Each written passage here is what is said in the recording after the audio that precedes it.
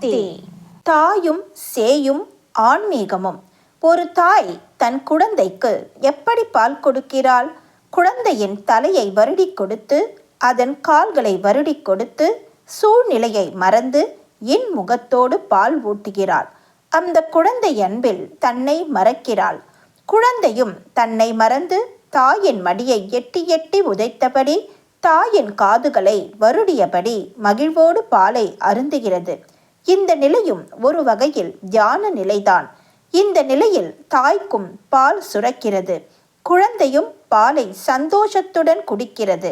இந்த இரு பால் அன்புணர்வே ஆன்மீகத்தின் அடிப்படை.